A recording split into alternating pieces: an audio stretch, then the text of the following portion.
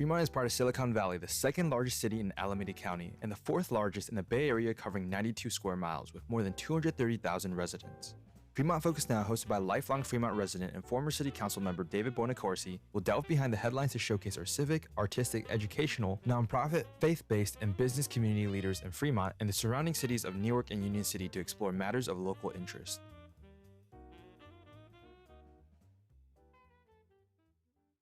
Today, I'd like to welcome Fremont Unified School Board trustee Rinu Nair. Good morning, Rinu. Good morning, David. How are you doing? Good.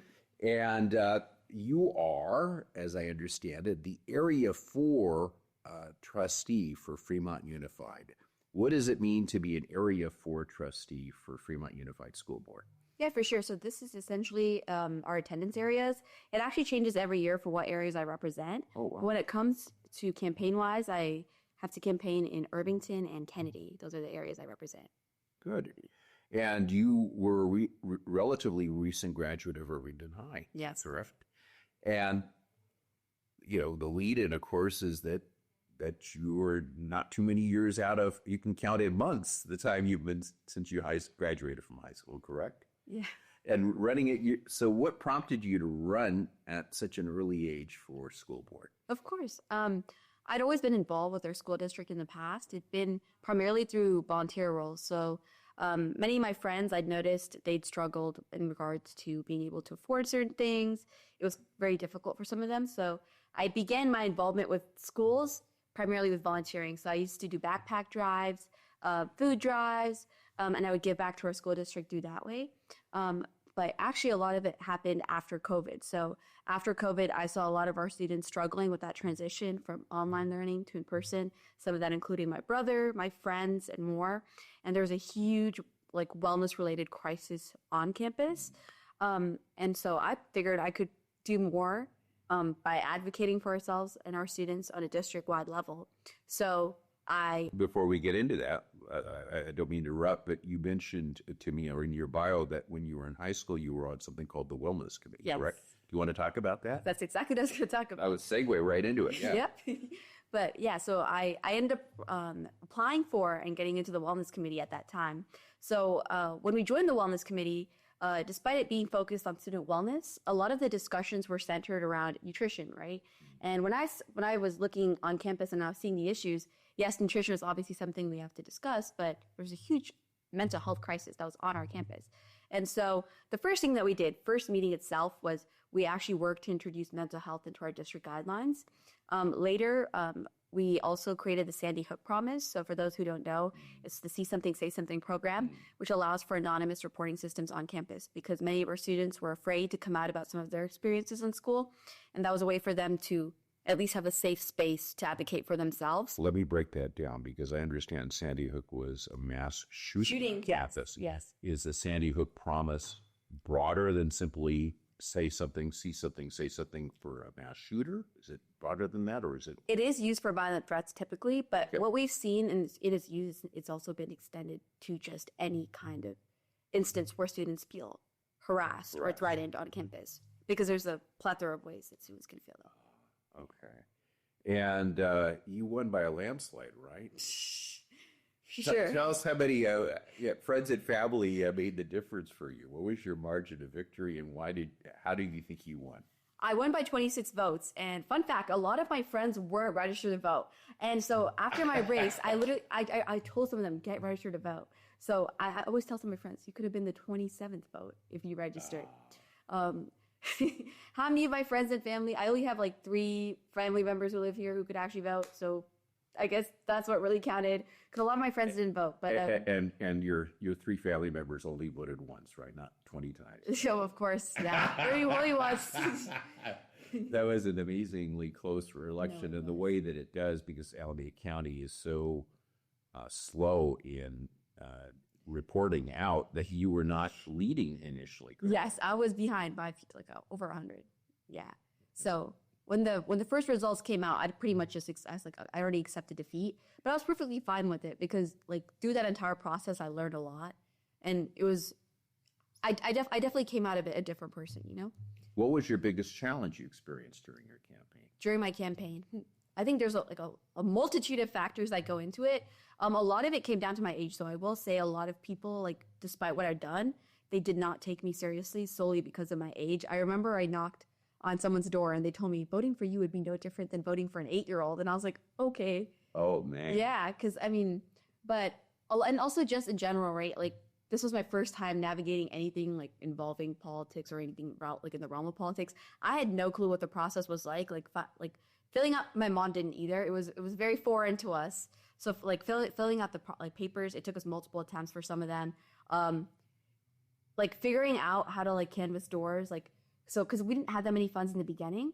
So I had to find out a way to like take the data and like manually put it into maps and things. That took me hours and days to like figure out. And so it was just very difficult navigating the system itself when you don't have experience in it. And obviously, again, age was a huge barrier, like in the way people perceive me. Going back to your experience on the mental health committee, you mentioned about physical or violent threats, but Irvington, like Mission San Jose, and now American, frankly, with the Forest Park and Ardenwood areas, have a number of students from very highly professional parents that are really pushing their kids to get into four-year schools, into top Ivy League schools. Is that something that was part of your wellness committee focus? That was something that we've always wanted to, like, you know, and that's something as a board trustee that I've always wanted to address. The problem is it's a larger cultural issue, right? Mm-hmm. And regardless of policy, and I'm going to say speak from personal experience itself, while we as a district provide those resources for our students, like I had parents who didn't peer pressure me, right? But I had peers who did. A lot of that is... Oh, you were blessed by parents that didn't peer. Yeah, they did. That's why they were so accepting of my race, but and of me wanting to run. Okay. I don't think like the average parent would be willing to let their kid drop out of college to go run for a school board and go to community college. But so in that sense, like when we were trying to find solutions for that, the only way to go we could think of it was like, okay, maybe we could do like a little like workshop or like a talk, but those aren't like tangible, like concrete solutions to addressing that problem. And that's something, if you ever have any suggestions, I'd be open to listening to, or anyone on this podcast. Sure. I was president of the Fremont Education Foundation back 25 years ago, and my whole family has been involved in education. My dad was the first vice principal of American High. Okay. I know that. So I've lived this district for a few more years than your age, just to, we could do multiples of your age. But one of the things that I thought was really important in that 2 or 3 generations before you on the board, although they were contemporaries of Larry Sweeney, was this notion of equity. And is that still an abiding principle that you try to make sure that resources are equitably distributed? No, of course. And actually it's something that I as a board member actively do too, because we see that amongst our schools, right? Mm-hmm. Where sometimes some voices are more louder in the room, and you have to make that effort in reaching out to the broader community. And so I remember some people from the Kennedy community, when I was running, they brought it up, like, we want to feel represented too. Yes. In the past, we haven't been. And we see that with like the way that previous bond measures were implemented for the Kennedy community, et cetera. And so as a board member, I've made efforts to like go to their meetings, to try to reach out to the community, to be there like an active and present and keep their voice in mind before making any decision. And that's something I'll always advocate for, because I've had friends, once again, like my entire journey started with some of my friends who were those students who didn't have the resources to go to that room, but needed that help, right? And so that's something that will always be at the forefront of my priorities. What's been your biggest surprise that you did not anticipate once you got on the board as to the issues that you have to face, if it was a surprise? I mean, I always knew the budget was a big issue, but the level at which it was I was never fully aware of. And I think because a lot of the things that we want to do were extremely constrained by in regards to finances. So before, when I was running, people kept, like, it was around time for you to make budget cuts in millions. And so I was aware of what that would look like to some degree, right? But to see how structural it is, and to see how it's been a constant problem of not just our school district, but of school districts nationally and statewide, it was really eye-opening in that sense, because I ran thinking I could do more for my community. I've been trying to do more for my community, but the extent to which I can do that is very limited, just because we don't have the same number of resources to do so. And I'm now going to shamelessly bring up the fact that we are trying to pursue a parcel tax. We're trying to look into it. Talk about it. Yes. Yeah. So for a little bit on that, we're looking into it. But Fremont is funded at 74% of the state average for a unified district. And beyond that, we basically, for more into that, for how school districts are funded is you can either be a basic aid district or an LCFF district, local control funding formula. So basic aid districts, these are districts that are super wealthy. They're so wealthy, they don't rely on state funding. They can fund themselves. Their taxes are super high. Now, school districts that are funded by the local control funding formula, I can go into more detail, but to summarize it, basically, if there's like a significant population of students that are unduplicated, which is like high need students. Significant number of students that are what? Unduplicated. So that's like low income, foster youth, unhoused, English language learners. We get more money from them. The weird thing about Fremont is we're in this middle ground where we're technically, we're taxed high, but not high enough. And we have a high needs population. 38% of our students are unduplicated. But we don't get enough from the state funding because we don't have enough unduplicated students. It has to be like above 55% or something to get additional funding. So we're in this middle ground where we have high needs, but we don't have enough funds. And it's like, so when I came onto the board, I didn't realize how much of a balancing act it is, because when we're taking away from, like, we're trying to figure it out, we have to figure out, and we're looking at the level of need, there's never enough. And you have to figure out where do we allocate each funds respectively. And it was really disappointing in the sense that there's so much that you want to do, but you just can't. You have your hands tied. But at the same time, it is a rewarding job when you see, like, when you interact with students and such. But yeah, that was something I didn't understand how far it went in that regards. Have you seen any impacts on loss of federal funding since January of this year? Technically, has it affected our budget yet? No. But when it does happen, it will, like, if, the Department of Education is dismantled, if Trump keeps going on with the way he's going, it's going to affect predominantly our special ed funding. We're not even funded fully for special ed funding federally. So it's going to affect us a lot in that regards. We're going to have to take away more. So basically, more on school budgets. We have something called unrestricted and restricted funds. So restricted funds, basically when you spend, it's basically when you're required to spend money on specific things. So the government says, like, you have to spend this much on, like, special ed. So we might have to take more money from our unrestricted funds, which we could spend on anything, right? Like students, like their programs, et cetera, to fund special ed if we get those cuts to from the federal government.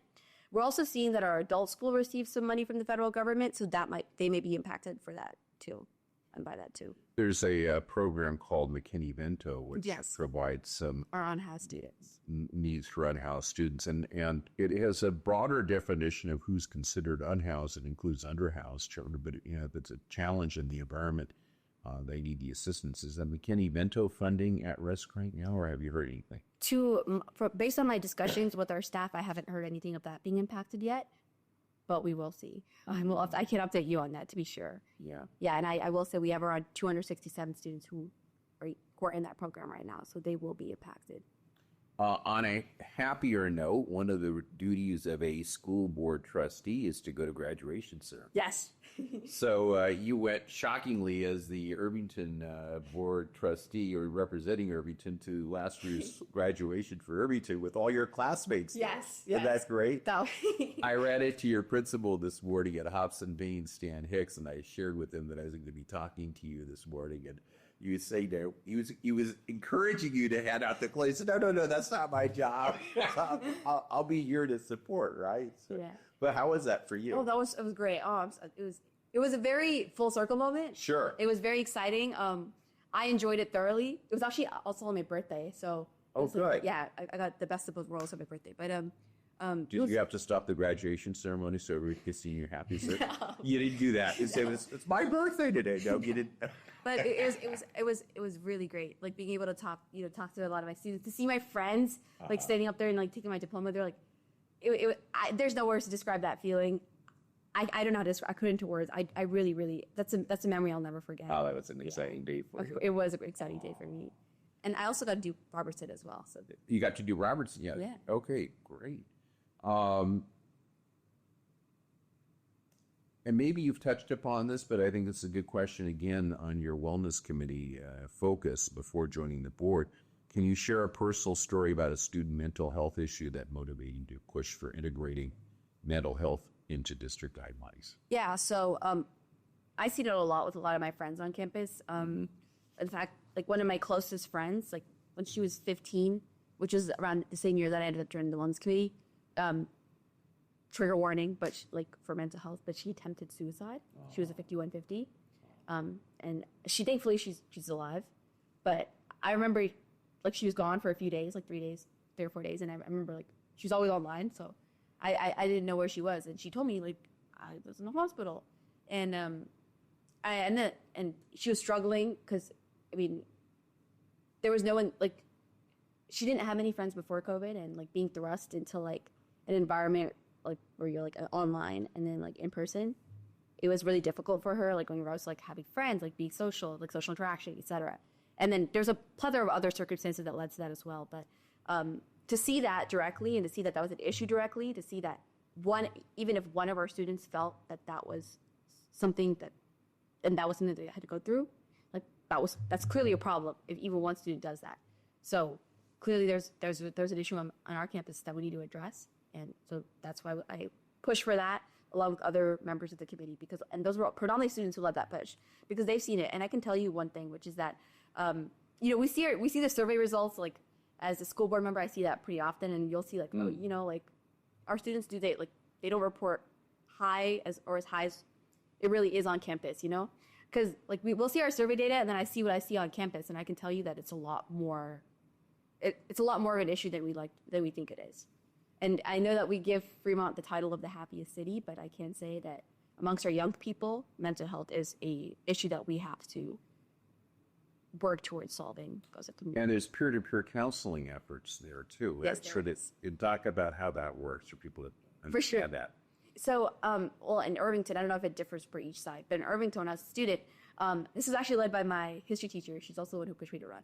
So she's also, I'm sorry? She's also the one who helped me, like, who was like okay. guiding influence when I ran. Okay. But she was like a huge proponent of like peer counseling, and so we used to have peer counselors in the wellness center, which is basically for those who don't know what the wellness center is, it's this like room or space where students can go to for like 15-20 minutes, like in between classes, if they feel like stressed out, they need like a place to step away. It's like a resource for them. And so these peer counselors are a way for students, because sometimes it's intimidating to talk to an adult or an authority figure or an actual counselor, for students to interact with someone that's just like them, and to be open about their concerns. And some of my friends were peer counselors. I actually was never a peer counselor. But my daughter was a peer counselor? Yes. Okay. Yeah. But and I do recall like them mentioning that they had students who would come to them, and beyond just like peer counseling, there's a lot of events that they did like as a group, like just for the broader school community, like cheer people up. They do like things like they would give out flowers during finals, and they do like, little things like that. So it was a great way to like, have another resource for our students, and in a more accessible way. What do you think is the biggest issue in public education right now? Okay, there are plenty. I mean, I'd say collectively, if you're seeing something that like pretty much like virtually the majority of districts are suffering from, it would be funding, right? Because there's a plethora of students who have needs, who fall and who slip between the cracks, solely because our districts do not have the resources to go the extra mile for them. And Fremont is an example of that. And we're seeing this virtually where like every school district, we're seeing declining enrollment. So for more on school, how schools are funded, we're funded based on enrollment, the number of students that go to school, right? And there's a plethora of other factors that go into that. But when we're having declining enrollment and increasing costs, our budgets are going down and the costs are going up. And the number of students who have needs are going up also at the same time, right? Well, you've just touched upon a larger issue that's near and dear to my heart. The reason that there's declining in enrollment is that parents that brought their children in are aging in place, and the children aged out, and they're not selling their houses. Yeah. They're not having enough housing opportunities for younger families to move into Fremont. I support housing, by the way, like Good. building more housing. So. Good. Yeah. I mean, it's vital for a community to be able to grow. And right now we're getting older and older because people can't afford to move in. The question wasn't asked of me, but I'm going to answer this question and try to impress this upon you. I think the biggest issue in public education is to defend the right to I was public going to say education. this. Okay. Yes. Because it's under attack. And again, my father, as I mentioned, was the first vice principal at American High, and I've had a lifelong family affiliation of people in the public education arena. And he was a Before that, he was a civics teacher at Mission San Jose High School, and before that at Washington High. So he had touched 3 of the 5 high schools. But we don't even have a strong civics grounding for our students. So talk about the importance of public education, and if you have any ideas on how we can revitalize the understanding of students as to how our system of government works or should work. I mean, I'll be entirely frank. I've been trying to do that on my campus in DNs as a community college student. It's been difficult. From what we're seeing in regards to like how our schools are fostering that amongst our students, you know, we have AP Gov, we have government classes, civics classes that students can take, but the application of that, and we also do voter registration drives as well. I remember my senior year, I actually was absent that day, but I was sick, but I remember like our schools made an active effort with the League of Women Voters to like get every senior registered to vote. Yeah. So we have like there's a general foundation there, right? But having this push for our students to get actively involved, I find it a little difficult. I don't know where to move forward as a district in regards to that. But what I will say is that after my election, like after I got elected, most students, I can tell you, can't name any of their school board members, but some of them knew who I was, right? And like especially in Irvington. And even though they didn't know how to access me or like reach out to me, I would like have like we would receive like physical letters from some of them. Like some of them would like reach out to their principal to tell them to reach out to me. So students are now a little bit more aware when they have that representation. So I think the first push is to some degree, you know, having representation. And also I've been trying to make it so that we make resources more accessible for our students. I think if we teach our students how to advocate for themselves early on, then naturally they'll be more involved with, you know, with defending their rights and defending public education and democracy and so on.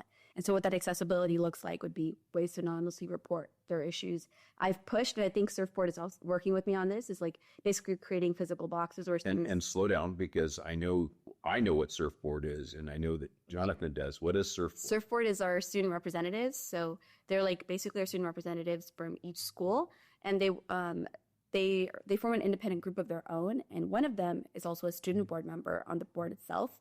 And they basically advocate for students. They some of the changes that have been brought in our district, they actually come from Surf4D. Good. So they're really. But what for somebody of my generation before the internet, yeah, we had no way of knowing who was at Mission. I went to Washington. Yeah. You know, other than sometimes you'd have dating that went from cross campus dating, but that was kind of random. But the Surf allows people on the internet through email communication to really connect with each other. So I see much more interaction between high schools because of that than I ever did when I was in high school. Oh, yes. So that's, I mean, you take it for granted because you grew up in a Gen X environment, but that isn't a powerful tool that you shouldn't underestimate. We keep our podcast down to about 25 minutes. I could go on for another hour and a half with you. So I'm going to have one more question to you. But is there something that you wanted to touch upon that you haven't had a chance to talk about?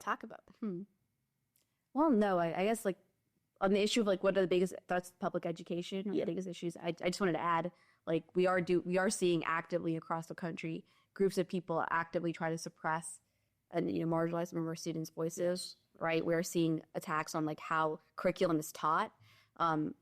And some of those attacks have gotten really close to Fremont. And so I'd recommend all of you to do research on who your school board members are, who are running your races, and to vote accordingly, because the last thing we need to see is that's to our democracy. That's it. That's very, very good advice. And my last question to you, and it's open-ended, is what is the biggest issue you see in our society today as both a young person and as an elected? And I think I failed to mention that are you the youngest elected? No. Okay. I'm the second. Oh, you've gotten older, huh? Yes. Yes. Somebody a little bit younger than you. Yeah, no, yeah. But the biggest issue, I would say would actually be empathy. And I think that lack of empathy. Empathy, okay. Yeah, the lack of empathy that we see as a society is the foundation for a lot of problems, right? Why are people disengaged from politics? Why are people disengaged from the problems that we see in our world today? Because they fail to empathize with other people and their perspectives, and they fail to see the importance of why it is important to get involved, right? That lack of empathy extends to other things, right? Why are people so hateful? Why is it so divisive? Like, they can't see what another person's perspective is. And I think that is what we're seeing today. And I think if more people thought empathetically, if we approach our issues more empathetically, if we were able to see another person's like standpoint for truly what it is, more people would take action and they would be defending our democracy from what we're seeing today. And I think that is the biggest issue that we're seeing today is the lack of empathy. Like we see too many people saying, it's not my problem, it's not going to affect me. And then when it does, they realize. I want to thank you, Rinu Nair, for a wonderfully engaging and fast-paced podcast today. Looking forward to sharing this with our residents throughout Fremont to get to know you better. Of course. Thank you so much. But thank you for inviting me, David.